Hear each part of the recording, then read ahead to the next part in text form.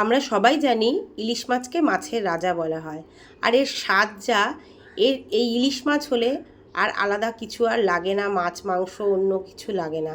ইলিশ মাছ থাকলেই শুধু এক থালা ভাত খাওয়া হয়ে যাবে। তাই আমি আজকে রান্না করে নেব ইলিশ মাছের একটা রেসিপি। ভালো করে ইলিশ মাছটা ধুয়ে নিলাম। ধুয়ে নেওয়ার পরে নুন হলুদ মাখাবো ইলিশ মাছে। ভালো করে নুন হলুদ মাখিয়ে রেখে দেবো আমি বেশ কিছুক্ষণ। দেখো আমার মাছে নুন হলুদ মাখানো হয়ে গেল। এবারে আমি এটা রেখে দেবো। তারপরে কড়াইটা ভালো করে গরম করে নেব। ইলিশ মাছ আমরা সাধারণত সর্ষে পোস্ত বাটা দিয়ে খেয়ে থাকি, সবসময় এটাই করি, ভাপা করি। তো নর্মাল একটু এরকম হালকা পাতলা ঝোল করে খেয়ে দেখবে, বেশ ভালোই লাগে। তো আমি কড়াইটা ভালো করে প্রথমে গরম করে নিয়েছি। তারপরে সর্ষের তেল দিয়ে দিয়েছি। ওই তেলের মধ্যে আমি একে একে মাছগুলো ছেড়ে দেব। মাছগুলো ছেড়ে মাছগুলো একটু ভালো করে ভেজে নেব। ভালো করে বলতে বেশি কড়াও করে ভাজবো না, তার কারণ বেশি কড়া করে ভাজলে ইলিশ মাছের টেস্টটা কমে যায়। হালকা করে ভাজবো, একটু হালকা করে এপিট ওপিট একটু লাল লাল ভাব করে তারপরে আমি মাছগুলো নামিয়ে নেব। দেখো এক এক করে আমি সব মাছগুলো, বাদবাকি মাছগুলো ভেজে নিচ্ছি। তো মাছ ভাজা হয়ে যাবে।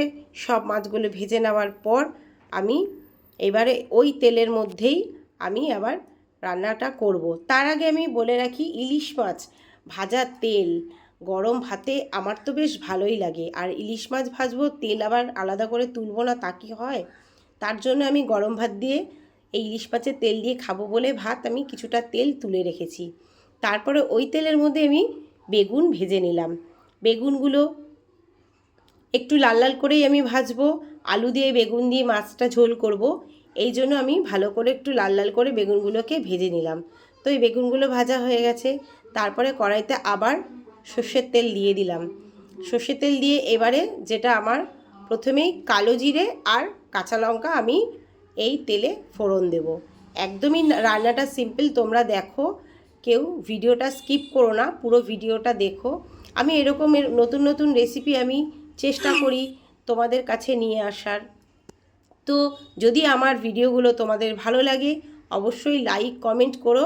আর যদি আমার ভিডিও থেকে তোমরা কিছু শিখতে পারো তাহলে শেয়ার করে দিও আর অন্যকে দেখারও সুযোগ করে দিও। তো কালো জিরে কাঁচা লঙ্কা ফোড়ন দিয়ে আমি আলুগুলো এর মধ্যে দিয়ে দিলাম। যে আলু আমি মিডিয়াম সাইজে 3টে আলু নিয়ে নিয়েছিলাম, লম্বা করে কেটে নিয়েছি। আচ্ছা, এখানে একটা পেস্ট আমি করে রেখেছি।